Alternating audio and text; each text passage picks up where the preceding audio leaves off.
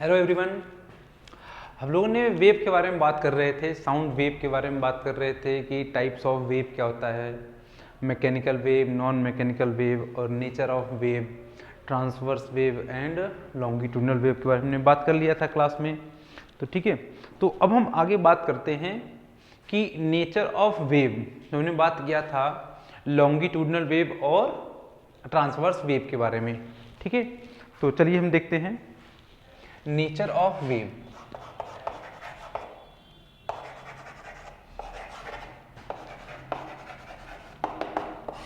ठीक है, nature of wave में क्या होता है, जैसे हमने बताया था कि जो मतलब टाइप्स ऑफ, पहले वेव बता दिया था हमने कि mechanical wave, non mechanical wave. Mechanical wave में ऐसे वेव जिनको ट्रेवल करने के लिए मीडियम का रिक्वायरमेंट होना चाहिए, ठीक है ना, जिनको, और नॉन मैकेनिकल वेव वो होते हैं जिनको ट्रेवल करके मीडियम की रिक्वायरमेंट नहीं पड़ती है। ठीक है, तो अब हम देखते हैं नेचर ऑफ वेव। ठीक है, तो जो वेव का नेचर जो होता है वो क्या होता है भाई, एक तो होता है हमारा ट्रांसवर्स वेव और दूसरा होता है हमारा लॉन्गिट्यूडिनल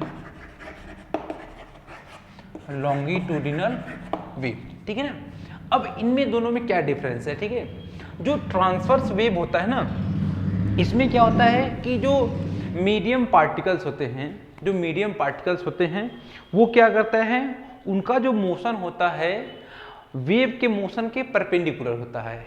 उनका जो मोशन होता है वेव के मोशन के क्या होता है, परपेंडिकुलर। ठीक है, देखिए कैसे, जैसे कि इसमें लिख देते हैं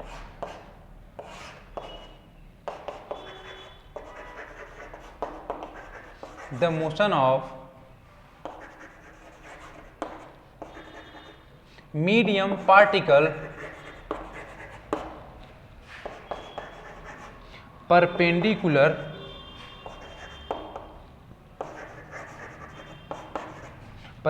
टू द वेव मोशन। इसका मतलब क्या हुआ, जो मीडियम की पार्टिकल है उनका मोशन क्या होगा, परपेंडिकुलर होगा किसके, वेव मोशन के। सपोज जैसे कि इस तरीके से हमारा वेव चल रहा है, इसमें दूसरा पॉइंट क्या है, जैसे कि ये इस तरीके से हमारा वेव चल रहा है। ठीक है, अब ये जो वेव हमारा, ये वेव में मोशन हो गया, ये क्या हो गया हमारा, वेव मोशन हो गया। ठीक है ना, अब यहां पर जो मीडियम पार्टिकल्स है, देखो ये एक्चुअल में हुआ क्या कि यही वाला जो मीडियम पार्टिकल है, यही वाला उठ करके ऊपर चला आया ना। अब यहां वाला जो मीडियम पार्टिकल था वो नीचे चला आया, तो हो क्या रहा है, जो मीडियम पार्टिकल का जो मोशन है वो क्या हो रहा है, अप डाउन, लेकिन वेव किधर जा रहा है, आगे की तरफ बढ़ता जा रहा है। हमारा वेव क्या हो रहा है, आगे की तरफ बढ़ता जा रहा है, लेकिन जो मीडियम पार्टिकल है वो क्या कर रहा है, अप डाउन हो रहा है। ठीक है, तो अगर हम इसको दिखाएं तो इस तरीके से क्या आ जाएगा, ये मीडियम पार्टिकल का मोशन हो गया हमारा। ठीक है ना, मोशन ऑफ मीडियम पार्टिकल, ये क्या हो गया, मोशन ऑफ मीडियम पार्टिकल। और ये जो डायरेक्शन हो गया इसका, ये किसका डायरेक्शन है, ये वेव मोशन का डायरेक्शन हो गया। ठीक है, तो अगर ये देखिए ना कि जैसे कि ये हमारा हो गया मीडियम पार्टिकल और ये वेव मोशन, तो ये वेव मोशन और ये मीडियम पार्टिकल ऊपर नीचे, वेव मोशन आगे की तरफ, तो ये क्या हुआ, एक दूसरे क्या हुए, परपेंडिकुलर हुए नहीं है। तो ये जो चीजें होती हैं किस में होती हैं, ट्रांसवर्स वेव में। अगर हम एग्जांपल देखें, अब इसका एग्जांपल नोट कर लेते हैं यहीं पे, एग्जांपल जैसे कि वेव इन वाटर। जैसे कि वाटर में अगर कोई, जैसे कि हमने क्या किया भाई, कोई स्टिल वाटर है, हमने क्या किया, उसमें एक पत्थर मतलब फेंक दिया, तो क्या होगा, एक तरीके से वेव जनरेट होता ही नहीं होता है, वेव जनरेट होता है। तो वेव क्या होता है, वो उसके किनारे की तरफ मतलब कि ट्रेवल करता है, टुवर्ड्स द किनारे की तरफ, मतलब कि उसके जो जो नदी का किनारा है उसकी तरफ जो क्या करता है, वो वेव ट्रेवल करता है।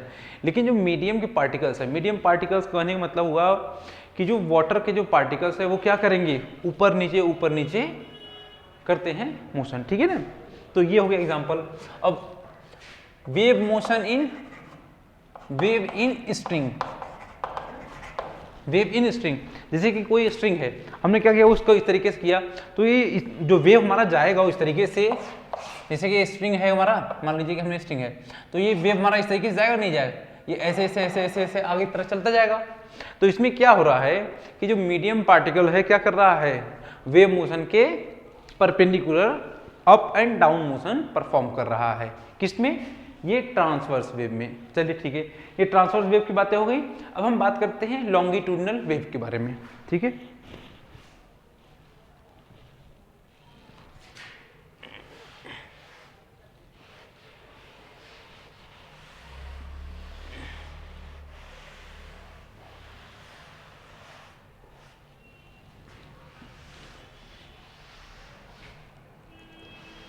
ये ट्रांसवर्स हो गया हमारा। अब हम लॉन्गिट्यूडिनल के बारे में बात करेंगे। तो लॉन्गिट्यूडिनल में क्या होता है कि जो मीडियम पार्टिकल्स होते हैं वो क्या करते हैं, टू एंड फ्रो मोशन करते हैं। ठीक है ना, टू एंड फ्रो का मतलब क्या हुआ कि जैसे कि जिधर वेव मोशन कर रहा है हमारा, जिधर वेव मोशन कर रहा है उसी डायरेक्शन में क्या करेंगे, मीडियम पार्टिकल मोशन परफॉर्म करेंगे। ठीक है ना, तो इसमें लिखना है तो लिख लेंगे हम, motion of medium particle along the direction of wave motion। ठीक है ना, तो लॉन्गिट्यूडिनल वेव में क्या होते हैं कि जो मीडियम पार्टिकल्स होते हैं वो वेव मोशन के अलोंग मूव करते हैं। कैसे मूव करते हैं, टू एंड फ्रो, आगे जाएगा फिर पीछे आएगा। सपोज ये हमारा मेन पोजीशन हो गया, अब ये रुका हुआ था, जैसे ही वेव एक आ गया मतलब कि लॉन्गिट्यूडिनल वेव आ गया तो क्या करेगा, ये आगे जाएगा फिर मेन पोजीशन पे फिर पीछे जाएगा। तो इस तरीके से मोशन करेगा टू एंड फ्रो करके। ठीक है, तो एग्जांपल में कैसे, एग्जांपल साउंड वेव क्या है, सबसे अच्छा इसका एग्जांपल है कि जो साउंड वेव है वो कैसे, जो साउंड वेव कैसा वेव है, लॉन्गिट्यूडिनल वेव है। तो लॉन्गिट्यूडिनल वेव है तो इसका मतलब क्या हुआ कि उसमें जो मीडियम पार्टिकल्स होंगे कैसे मोशन करेंगे, टू एंड फ्रो, मतलब कि अलोंग द वेव। ठीक है, मोशन करेंगे। चल ठीक है, तो ये हो गया हमारा लॉन्गिट्यूडिनल वेव और उसका एग्जाम्पल हो गया। ठीक है, चलिए इसको मिटा देते हैं।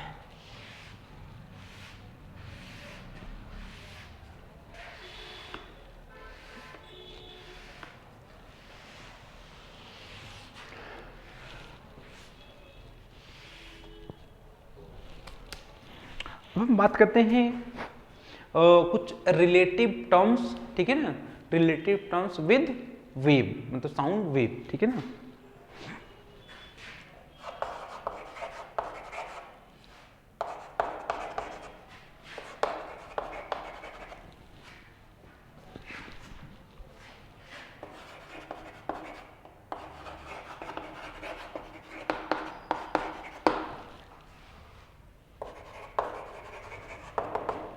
ठीक है ना, relative terms connected with sound wave. जैसे कि कुछ मतलब जो वेव है उनमें कुछ टर्म्स होते हैं, जैसे एम्पलीट्यूड हो गया, वेव लेंथ हो गया, जो वेव मोशन कर रहा है उसका, उस वेव का स्पीड कितना हुआ, फ्रीक्वेंसी क्या हुआ। ठीक है ना, तो इसके बारे में हम लोग बात करते हैं। ठीक है, तो हम लोग वेव कौन सा वाला पढ़ रहे हैं, साउंड वेव। तो हम लोग किसकी बात करेंगे, साउंड वेव के बारे में बात करेंगे। ठीक है ना, चलिए देखते हैं।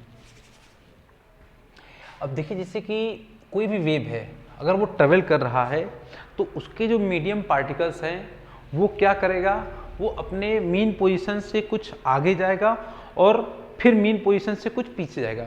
उसका मतलब डिस्प्लेसमेंट क्या होगा, कुछ पॉजिटिव में होगा, उस मीन पोजीशन के रिस्पेक्ट में कुछ पॉजिटिव में होगा, कुछ निगेटिव में होगा। ठीक है, तो आइए देखते हैं।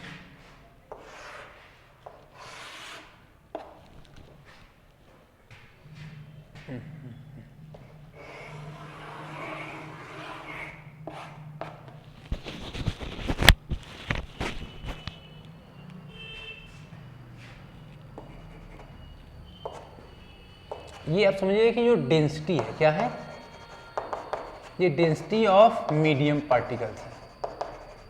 ठीक है ना, डेंसिटी ऑफ, जैसे कोई भी साउंड वेव है वो क्या कर रहा है, अगर ट्रेवल कर रहा है तो उसके जो मीडियम पार्टिकल्स हैं टू एंड फ्रो मोशन करेंगे।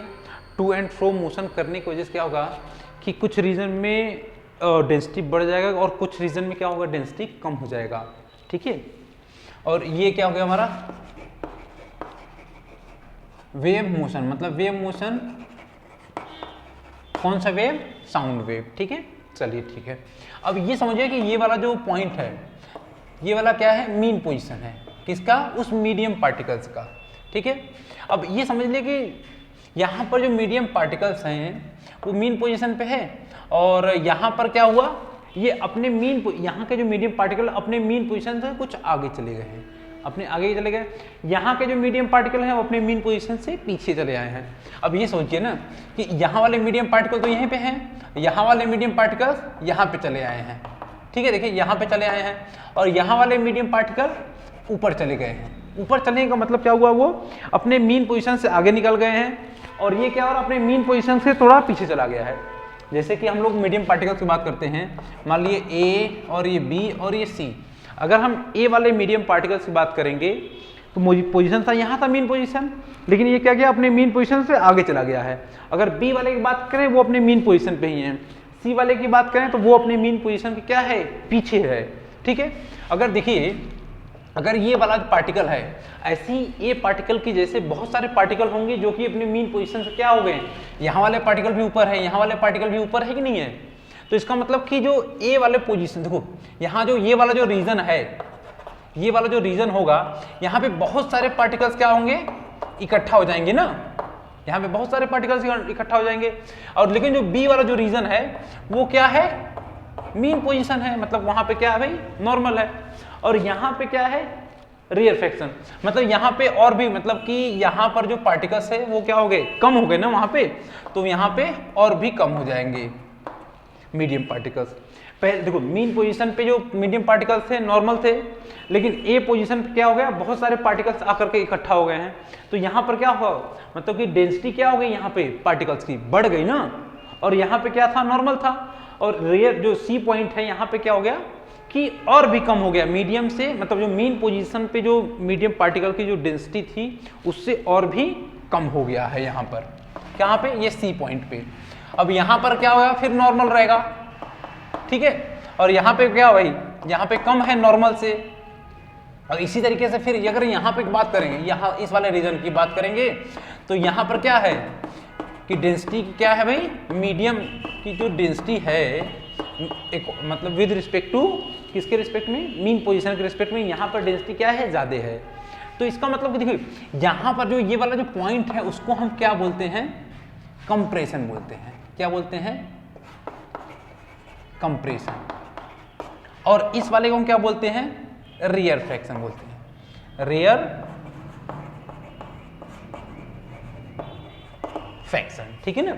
अब यही वाला जो ये वाला जो रीजन है इसको क्या बोलेंगे हम, कंप्रेशन। ये तो हमारा मीन पोजीशन वाली बातें हो गई, और इसको हम क्या बोलेंगे, रेयरफेक्शन, मतलब इसी को ही पूरा बोलेंगे हम, कंप्रेशन वाला बात बोलेंगे। ठीक है ना।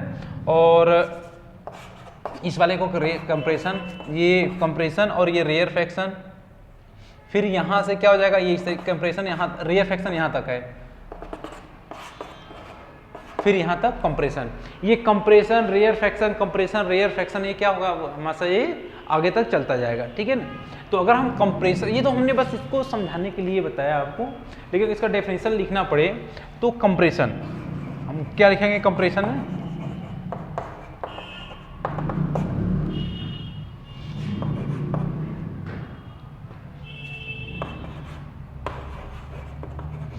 region where density of the medium particles, density of the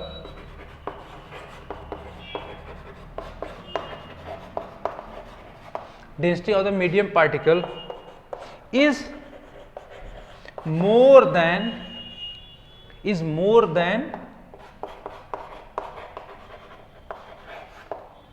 normal, या फिर मीन पोजीशन लिख लेगा, is more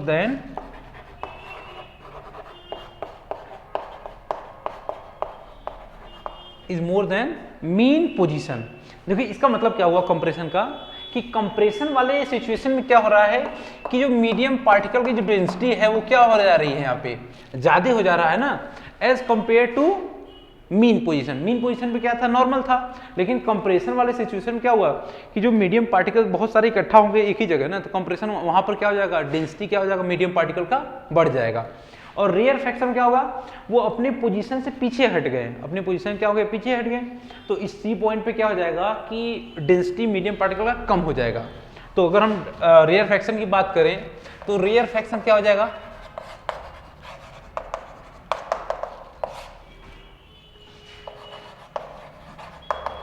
region where the density of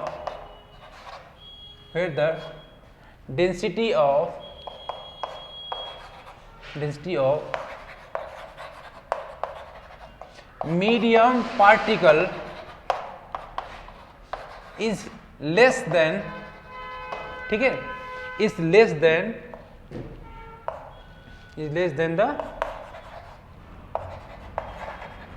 mean position, ठीक है ना। तो रेयर फ्रैक्शन क्या होता है, जहां पे डेंसिटी क्या हो, कम हो, किससे, मीन पोजीशन से डेंसिटी कम हो, तो उस वाले रीजन को हम क्या बोलेंगे, रेयर फ्रैक्शन बोलेंगे। तो जब भी हमारा कोई साउंड वेव हमारा ट्रेवल करता है तो compression rarefaction, compression rarefaction, compression rarefaction, ऐसे ही क्या होता है, बनता जाता है, ठीक है। तो ये बात हो गई हमारी क्या चीज, कंप्रेशन एंड रेयर फ्रैक्शन की। अब इसमें हम देखते हैं एम्पलीट्यूड क्या होता है, और फ्रीक्वेंसी क्या होती है, टाइम पीरियड क्या होता है, और लैम्डा मतलब बोले तो वेवलेंथ क्या होता है, ठीक है। चलिए इसको मिटा देते हैं ना।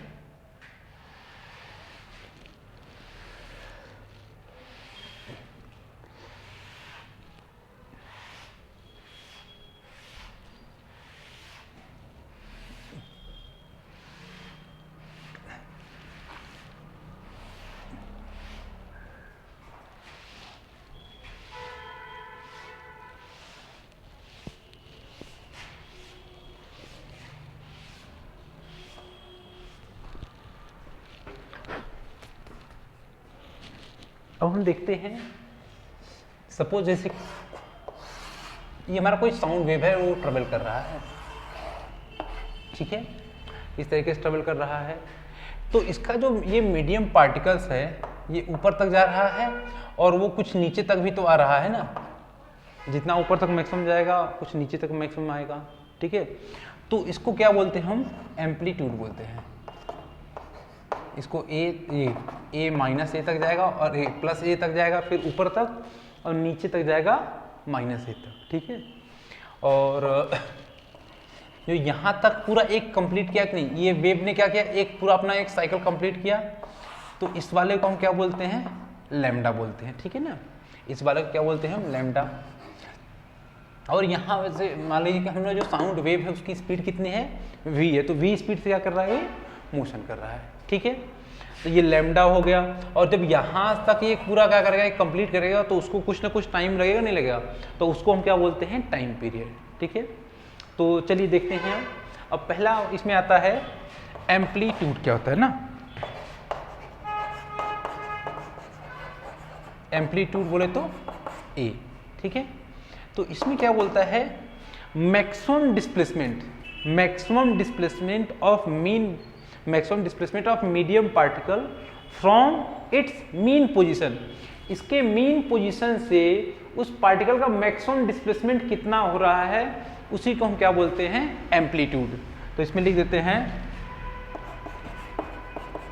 Maximum displacement of the medium particle from its mean position, ठीक है ना। इसके मीन पोजीशन से उस मीडियम पार्टिकल का कितना मैक्सिमम डिस्प्लेसमेंट हो रहा है, उसी को हम क्या बोलते हैं, एम्पलीट्यूड बोलते हैं। देखिए जैसे कि हमने इसको डिनोट करते हैं, कैसे करते हैं, it is denoted by capital का ए, देखिए जैसे कि ये वाला मीडियम पार्टिकल यहाँ पे है, इसका मैक्सिमम डिस्प्लेसमेंट या तो इधर ऊपर हो सकता है या तो ये नीचे हो सकता है, नहीं हो सकता है। तो ये जो मैक्सिमम डिस्प्लेसमेंट हो रहा है उस मीडियम पार्टिकल का, उसी को हम क्या बोलते हैं, एम्पलीट्यूड बोलते हैं। ठीक है, चलिए ये बात हो गई। अब दूसरा इसमें पॉइंट आता है हमारा टाइम पीरियड। टाइम पीरियड उसको हम कैसे डिनोट करते हैं, कैपिटल का टी से। ठीक है, तो टाइम पीरियड क्या होता है, जैसे कि एक वेव हमारा स्टार्ट हुआ, ठीक है ना, तो ये वेव स्टार्ट जब हुआ, तो जब इसने अपना एक पूरा जो एक साइकिल कंप्लीट करेगा, तो उस साइकिल को कंप्लीट करने में कुछ ना कुछ टाइम लगेगा। तो जो टाइम लगेगा उसी हम टाइम को क्या बोलते हैं, टाइम पीरियड बोलते हैं। ठीक है, तो इसमें लिख देते हैं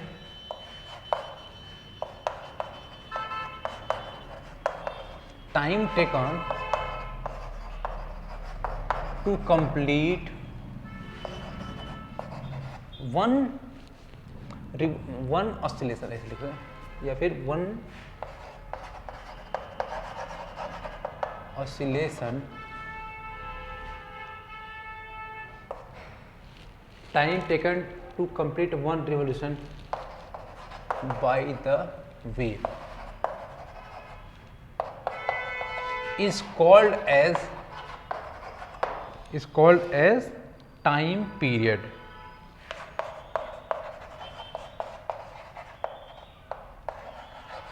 ठीक है, इसी को हम क्या बोलते हैं, टाइम पीरियड। मतलब time taken to complete one oscillation by wave is called as time period. मतलब कि ये जो वेव हमारा जो चल रहा है इस तरीके से, एक यहाँ चलना शुरू किया, ये इस तरीके से पूरा कंप्लीट किया, फिर से इसने क्या किया, दूसरा वेव शुरू कर, मतलब कि दूसरा ऑसिलेशन शुरू हो गया ना हमारा यहाँ से। ठीक है, तो इसमें क्या हो गया, दूसरा ऑसिलेशन शुरू हो गया। तो एक ऑसिलेशन करने में उसको जितना टाइम लगता है, मतलब कि या एक वेव को कंप्लीट करने में उसको जितना टाइम लगता है, उसी टाइम को हम क्या बोलते हैं, टाइम पीरियड बोलते हैं। ठीक है, अब इसमें तीसरा पॉइंट आता है फ्रीक्वेंसी। ठीक है, इसको क्या बोलते हैं, number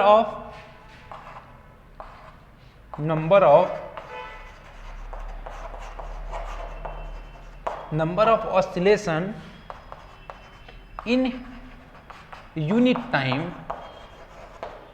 is called as frequency. ठीक है, इसका मतलब क्या हुआ कि ये जो वेव है हमारा, जो ये वेव ट्रेवल कर रहा है, ठीक है, एक सेकेंड में कितनी ऑसिलेशन उसने कंप्लीट कर लिया, उसी को हम क्या बोलते हैं, फ्रीक्वेंसी ऑफ द वेव बोलते हैं। ठीक है ना, तो इसको हम किससे डिनोट करते हैं, इट इज डिनोटेड बाई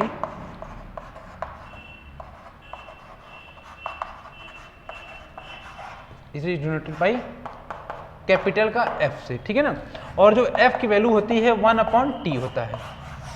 ठीक है, 1/f।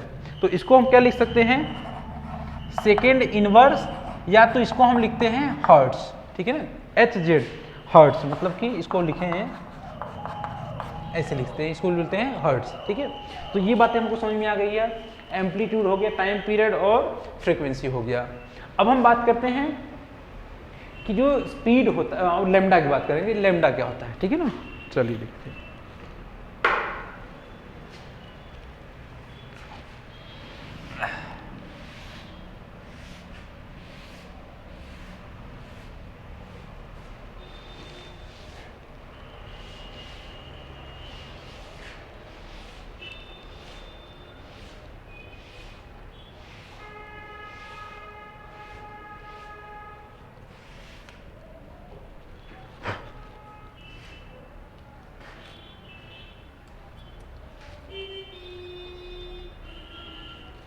देखिए लैम्डा क्या होता है, लैम्डा बोलते हैं wavelength.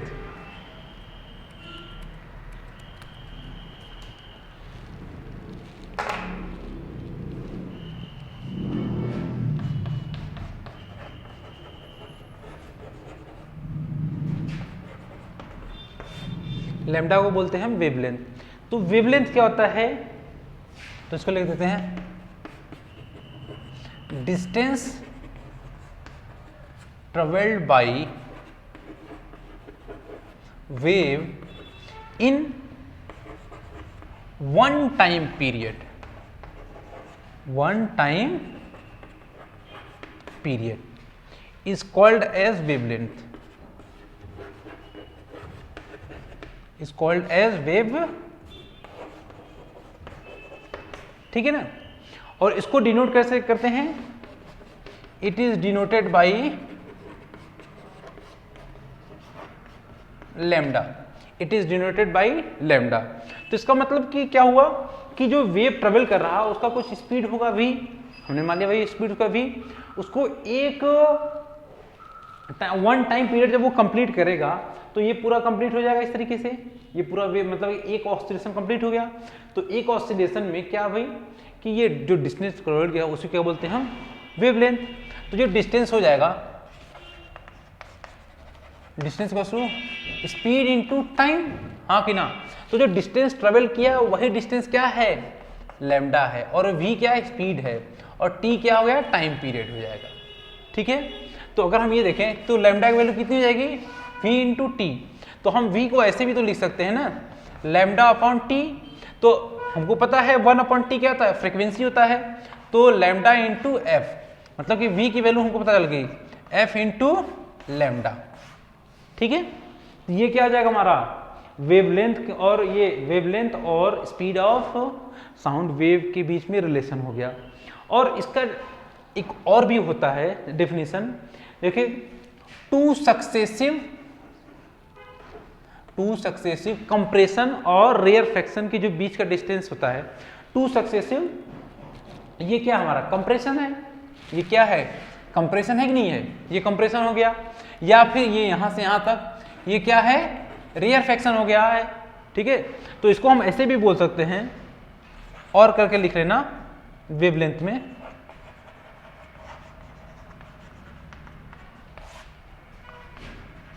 The distance between two successive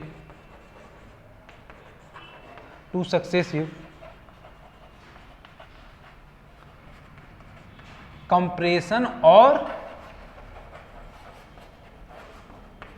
rarefaction is called as wavelength, ठीक है ना। चाहे दो कंप्रेसिव जो चाहे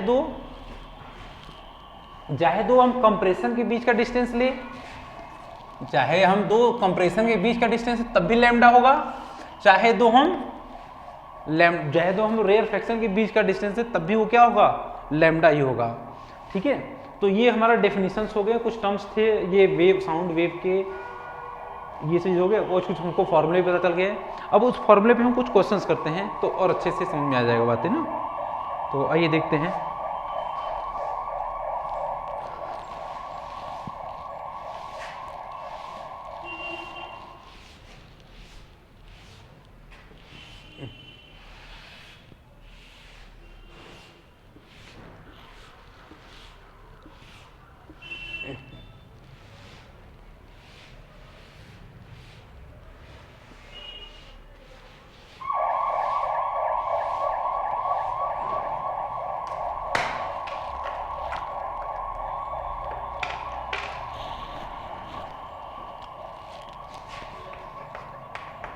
ये क्वेश्चन है, suppose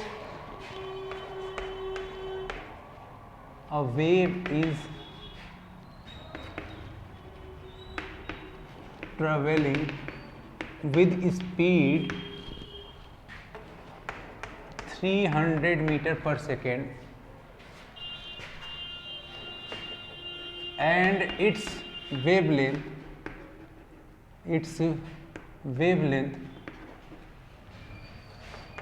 is 2 meter, then find, पहला पॉइंट इसमें क्या है कि फ्रीक्वेंसी क्या होगी, दूसरा पॉइंट है कि टाइम पीरियड क्या होगा, और तीसरा पॉइंट है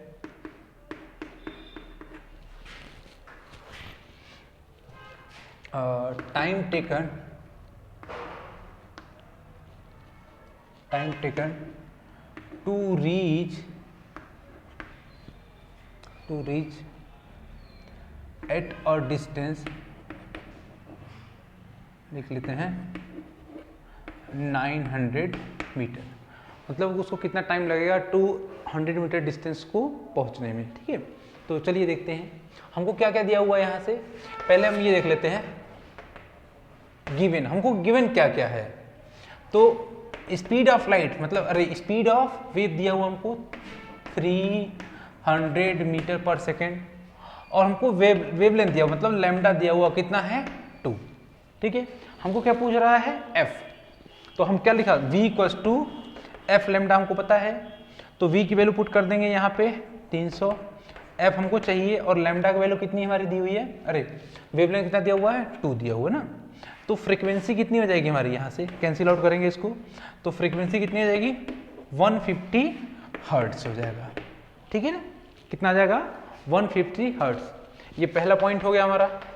दूसरा पॉइंट क्या आ जाएगा हमारा इस तरीके से कि जो टाइम पीरियड होता है 1/f, तो वो कितना आ जाएगा 1/50 सेकेंड। इसको सॉल्व कर लेंगे।